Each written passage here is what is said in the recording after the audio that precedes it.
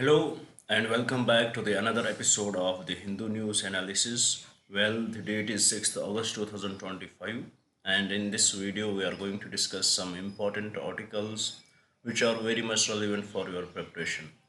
But before we'll start our discussion, I would like to give the brief introduction about the initiative so that if you are new to our channel, you will get more connected with us. Basically from 2nd June 2025, we had started an initiative here by the name Target IAS 2026. Under this initiative, every day we upload two videos, one in the morning session where we will discuss the current affairs, which is this video. We hear what we do, we take up the most important articles from the newspapers, we break them down, and we try to derive the various concepts from these articles and try to connect these articles with your prelims as well as mains preparation. And in the second video which we upload in the evening session, there we discuss the static syllabus of yours. So here we had started with Indian polity, which we had already completed. Then we took up the governance part, and today it is going to be the last lecture of governance. And after that we will take up the history, starting from ancient history. So if you want to be the be the part of this initiative, please do subscribe the channel, do share it with your friends so that they may also get benefited from it.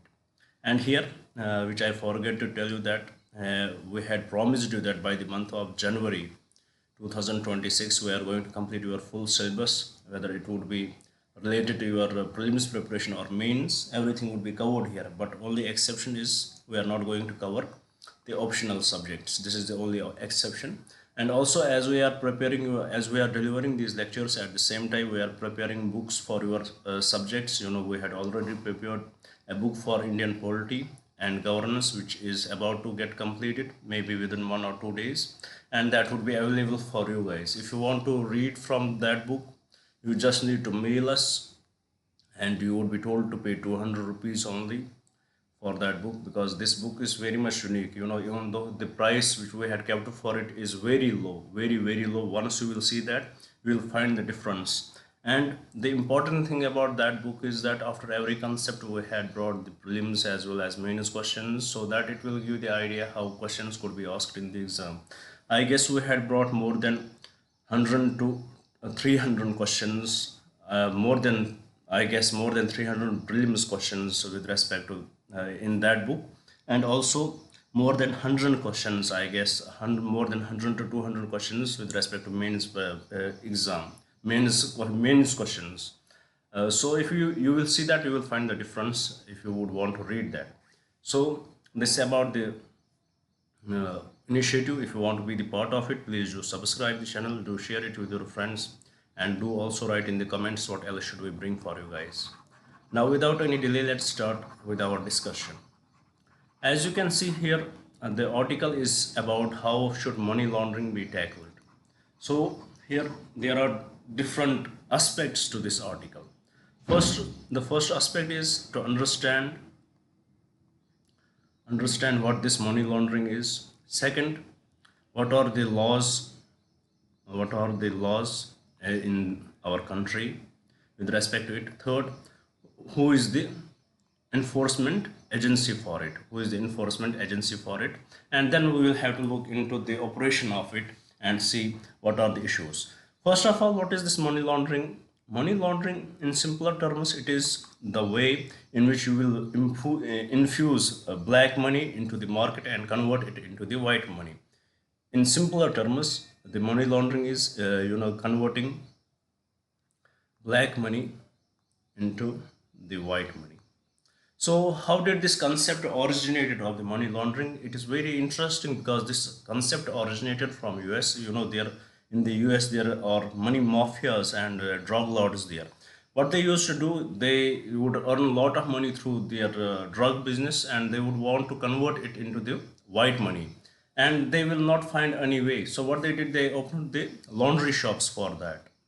And in the laundry shops they would do this business, and they will show that they are earning this much profit through the laundry shop. So in this way, the concept of money laundering came in, the word money laundering came in.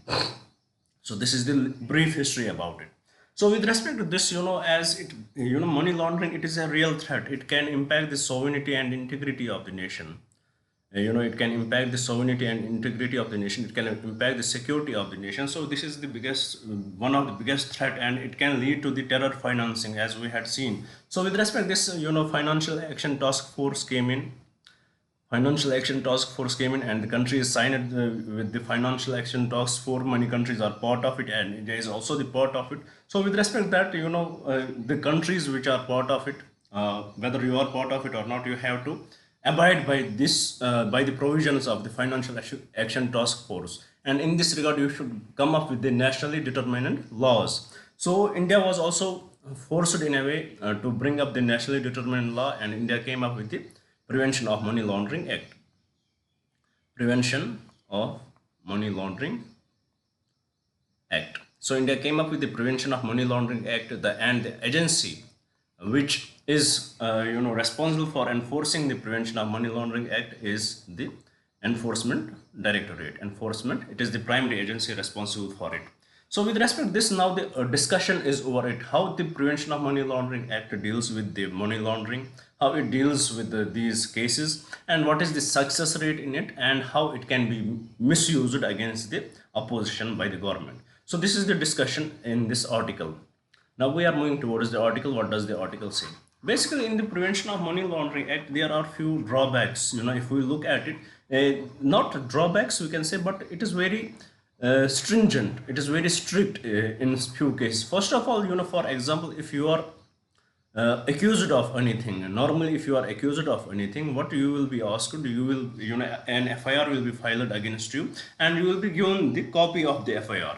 But in the Prevention of Money Laundering Act, no such thing happens. There is no FIR filing. There would be no FIR will be filed against you, and also there would be no FIR filed. No FIR will be filed against you. But there would be the enforcement case information report. There would be enforcement case information report. This would be filed, and it would not be shared with the accused. So this is also one of the drawback, and according to the PMLA, the courts had allowed it. Even the Supreme Court has allowed it. If it is filed against any person, you won't give time for him to to respond. He will be arrested, and then the second issue with respect to this is the burden of proof. Burden of proof is reversed here. Usually what if, for example, if you are arrested for some crime, the burden of proof is on the prosecution, not on the accused. It is not on the you. They have to prove that you are guilty of any crime. But in the money laundering case, it is believed that if any person is accused of money laundering, that money laundering is such a heinous crime.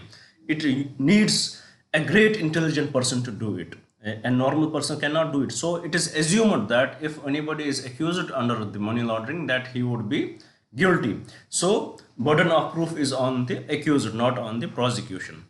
Burden of proof is on the accused. So this is also one of the issue with respect to this. And also the third issue, which is not highlighted in this article, is about the bail provisions. And you would have discussed, if you are watching my governance classes, we had discussed the bail provisions. Usually what with respect to bail, what is there that bail is a norm and jail should be the exception. But in the cases of money laundering, it is the opposite. Bail is the exception.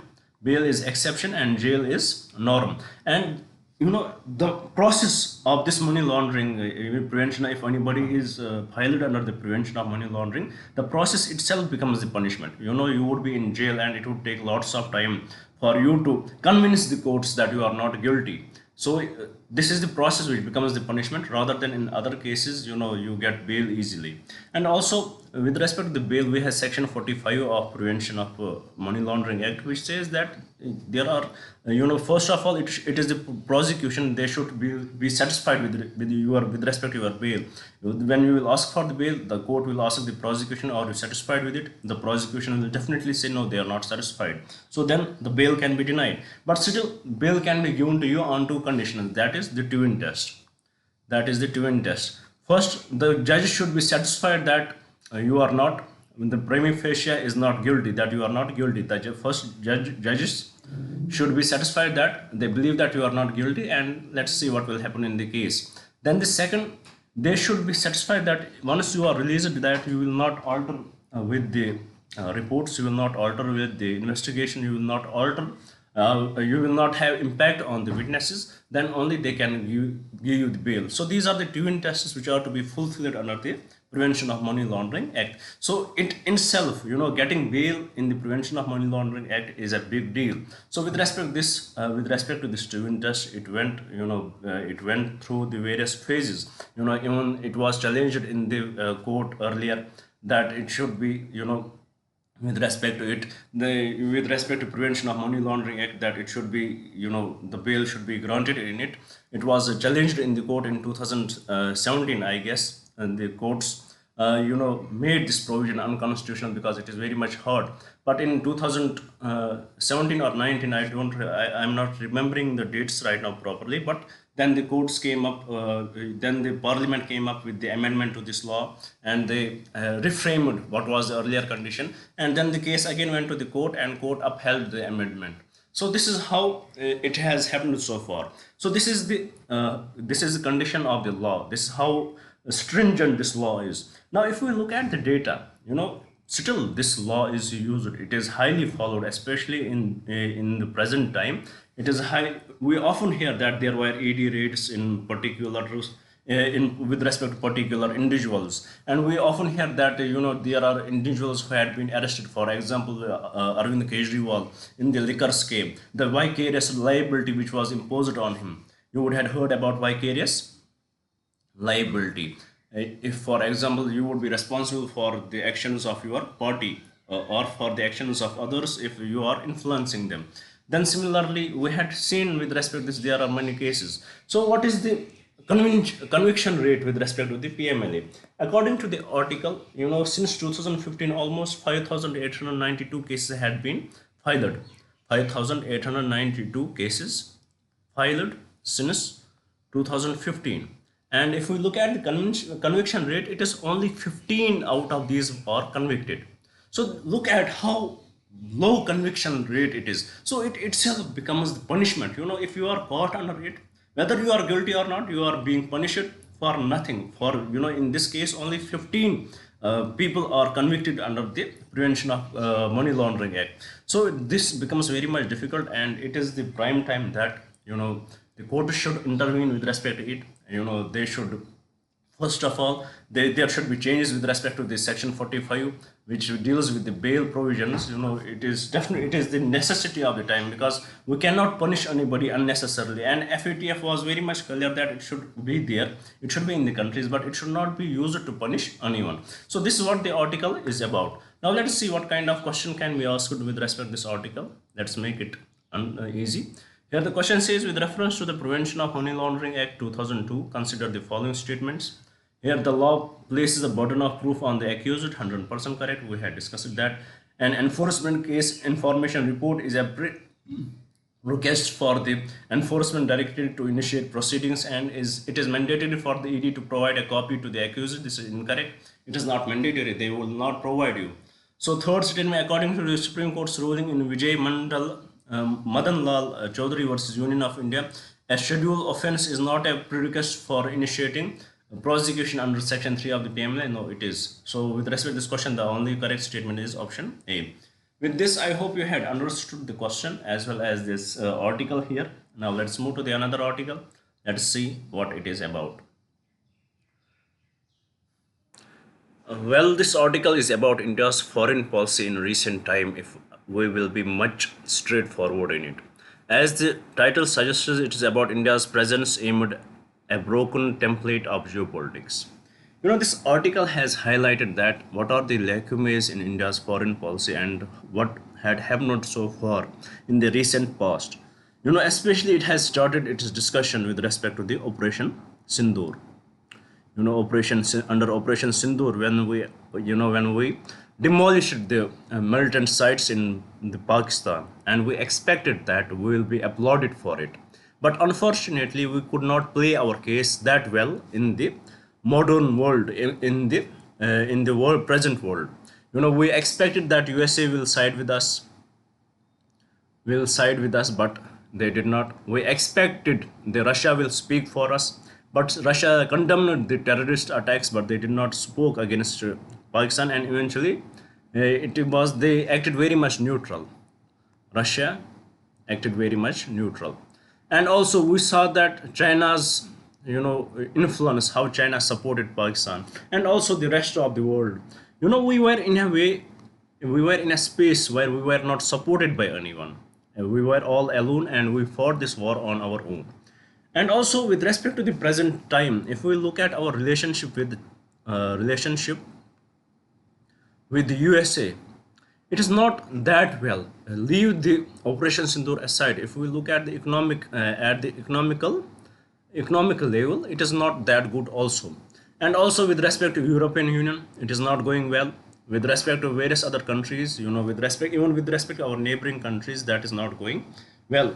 So with this, definitely there is the erosion of the trust with USA and all these countries, and it is the prime time for India to analyze what we are missing. China is very much becoming much aggressive again, with their, they are becoming very much aggressive, and at the same time there are high tariffs from US and UK. So what is the solution in this present time? We got our reality check. If the article also suggests that if we look at the Operation Sindoor, which is very much evident that how we single-handedly destroyed the militant sites there, how we were so dominant in that brief war. But if we look at the world, they did not acknowledge us. World did not acknowledge us, and we saw that how China was so much connected with Pakistan, how China gave them the real-time inputs with respect to it, and USA, they did not support us. And if we look at how USA is behaving right now, how Trump is behaving right now, it's totally different. Trump, he has claimed to have done ceasefire more than 33 times, which is way against our national interest, because we don't believe in interference from the third party. Against Shimla agreement, we don't believe in interference from the third party if there is any conflict between India and Pakistan. So in this scenario, we are definitely the point has come in our foreign policy right now. We can I would not hesitate that it is the worst phase in our foreign policy in the recent past, in recent 10 years. This time from 2014 onwards, this time in these 10 years, 10 to 11 years, this is the worst time with respect to Indian foreign policy, and we know very well how to come out of it. We had been there, and with respect to this, we are doing very well. Different countries are visiting us, especially the Philippines visit right now, on which we will discuss what are the agreements signed with respect to that. We will come out of it, but it would take little patience from us, patience from not only our leaders but also from our people. And at the same time, we need to rethink our relationships. The article here argues that we should be little bit active in the geopolitics.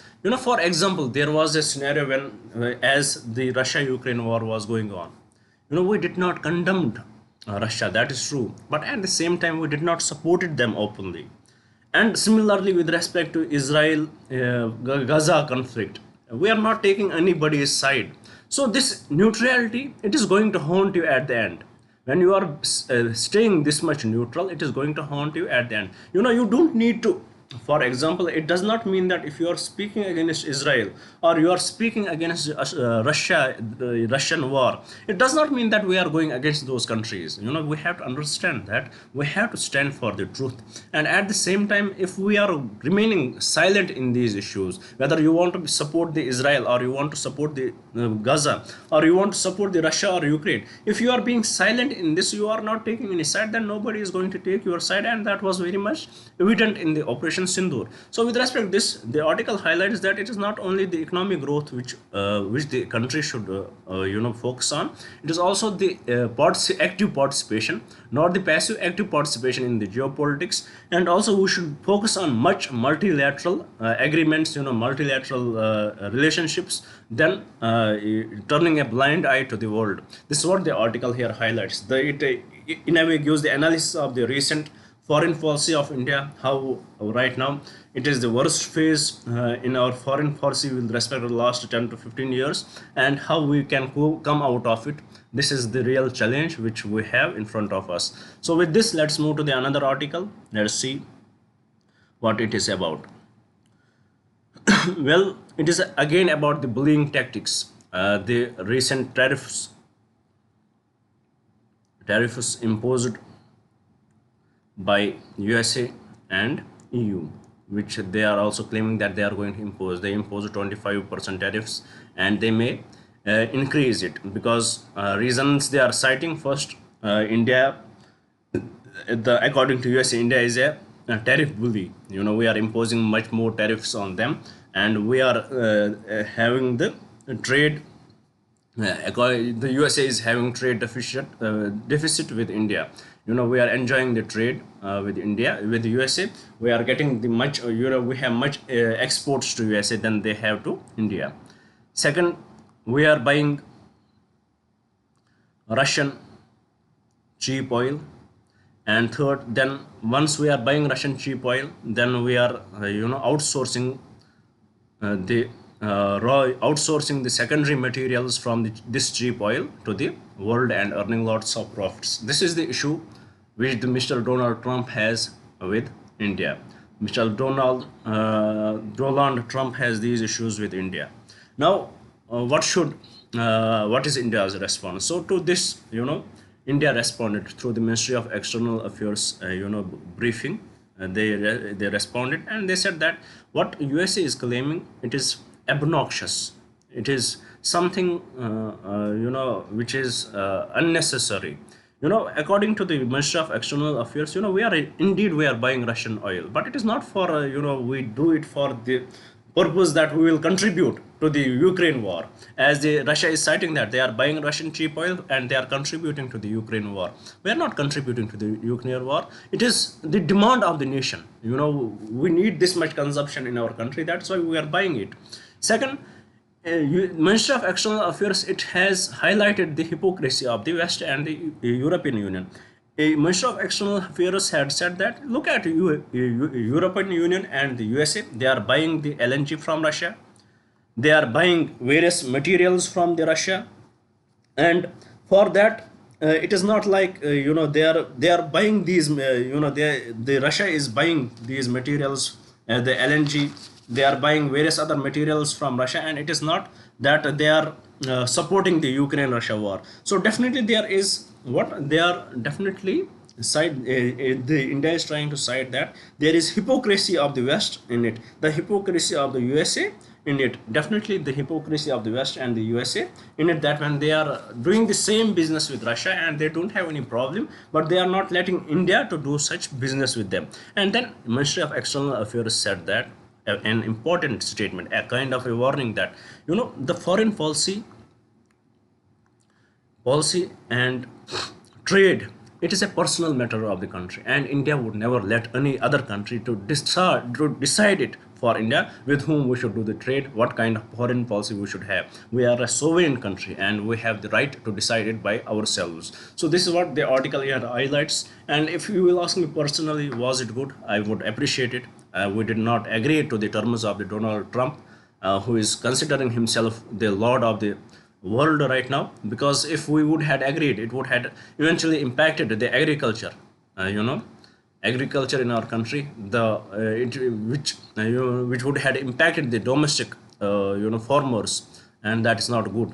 I belong to a family, we have the we have this agriculture background, so I personally appreciate this decision of the government. So with this, let's move to the another slide and see what we have. Well, it is about the dangerous turn. Why? Again with respect to US, again with respect to Trump. When Trump came into the office for the second time, he claimed that he is going to do something extraordinary. He claimed that he would stop Russia-Ukraine war within one day, but he was not able to do it. Still, this war is going on. He claimed that he might stop the Israel-Gaza war, or he will give free hand to Gaza, free hand to Israel. In a way, he was saying initially that he will stop the Israel-Gaza war, and he could not do anything. And he did not have escape. So he decided that there was, for his luck, there was a kind of brief conflict between India and Pakistan, and he in a way said that he has initiated the ceasefire and Pakistan supported him, but India did not support him, and this is the basic reason why there is rift between the relation between India and Trump. And similarly, the Cambodia versus Thailand, he said that it was the Trump who had initiated the ceasefire. Now, when he came into the office, he came with big promises that he is the president for the peace. But unfortunately, he could not get this peace especially with the respect to Ukraine. Leave the Gaza aside, he does not have that feeling for him. He cannot see that. But at least for Ukraine, he could not stop it, because there are the differences. There are major differences with respect to the West and the USA, and this is also highlighted by the article. West and the USA, they demand that there should be the immediate ceasefire. But for the Russia, it is different. For Russia, the ceasefire is not the solution. The actual solution is in the problem why this whole scenario started. Russia does not like NATO to come on their doorsteps. So for Russia, until this concern will not be solved, they are not going for the ceasefire. So these are the issues going on. With respect to this, recently the ex-president of the Russia, he gave a statement that these tariff wars from the Trump, it is a step towards the war. So in this regard, the Trump, he has ordered his submarines to be installed. He has ordered that US president has also ordered 2 nuclear submarines to be positioned in appropriate region. So it in a way fuels this step of Trump. It fuels this war further, that he has ordered his nuclear submarines to be positioned in particular region, and it would not be liked by the Russia. They are going to respond to it, and God forbid if it escalated, it will escalate to the highest level. So we don't want 2 superpowers to fight right now. So this is the story about it. Why Trump is frustrated, because there are countries who are not following what law Trump wants them to follow. So because of that, he is getting frustrated, and he is coming up with these obnoxious statements. So let's move to the last article of today's discussion. Well, this article is about the Philippines president, Mr. Marcos Jr., who came to India and visited India, and eventually he met PM Narendra Modi, and they had elevated the relationship between the Philippines and India to the strategic level. They had elevated the relationship to the strategic partnership, and they had promised to contribute in various regions. For example, we are going to deepen the defense and maritime cooperation, deepen defense and maritime cooperation with a particular focus on the Indo-Pacific region and the South China Sea, with a particular focus on Indo-Pacific and South China Sea. With respect to Philippines, they have the conflict with China in the South China Sea. For Philippines, it is West Philippine Sea, and for China, it is South China Sea. They have conflict in that. And if we look at the court of arbitration, they had given it in the favor of the Philippines, and the China has not accepted it. And both India and Philippines, they believe in the free navigation. So in this regard, it is something which is favoring India, the country which is not good with China, and they have the same unique principles. So it is eventually that both the countries could become the good friends, and they had elevated their partnership. And also we know, don't forget that Philippines is the country who has who was the first country to get the Brahmos deal from India. So both nations have the common interests. Both nations support rule-based order and freedom of navigation in the Indo-Pacific and also the South China Sea. So with respect to this, there are also, according to the article, negotiations would begin for the potential free trade agreement. Negotiations for potential free trade or preferential trade, potential preferential trade agreement, and also there would be direct flights would be scheduled this year. It will begin this year from Delhi to Philippines. Earlier there are no direct flights between the two. When the countries go to this strategic partnership, then tourism will be boosted, and the direct flights would be scheduled between the two countries. And also with respect to this, there are some and with respect to this, a free e-tourist visa facility would be given to Philippine people for it will be extended for 1 year. And what would be the technological and legal support in it? With respect to this, India will start a pilot project for the Philippines sovereign data cloud. Here in the technological aspect, India will start a pilot project for the Philippines sovereign data cloud. And also there would be the exchange of prisoners. The Philippines has been invited to participate in the Philippines had been invited to participate in India's information fusion center for the Indian Ocean region. And also the two treaties were sealed, one on mutual legal assistance in criminal matters and another on transfer of sentenced prisoners. So there would be the mutual legal assistance on the criminal matters. It was finally sealed on this. There would be the mutual legal assistance on the criminal matters, and there would be the transfer of sentenced prisoners. So eventually the crux of this article is that the relationship has been elevated to the strategic partnership. Now there would be the direct flights, the visas would be extended for the people, and also we would cooperate in the defense sector, in the maritime sector, because the vision is same for the both countries. And our Act East policy is it boosts our Act East policy and our relationship with ASEAN nations. So with this, let's move to the last question of today's discussion. Here the question says, with reference to recent India's Philippines strategic partnership, consider the following statements. The two countries have agreed to begin negotiations for a preferential trade agreement. That's true. The partnership includes cooperation on maritime security with the Indian support freedom of navigation in the Indo-Pacific region. That is true. As part of the partnership, the Philippines will now get a free tourist visa from India for an unlimited period. That is incorrect. It is for 1 year. So with respect to this question, all the correct statements are statement 1 and statement 2. With this, we had completed our today's discussion. I hope you would have liked the video. I hope you would share it with your friends, and I definitely hope you would subscribe the channel. Thank you for staying with me. Thank you very much, and have a nice day.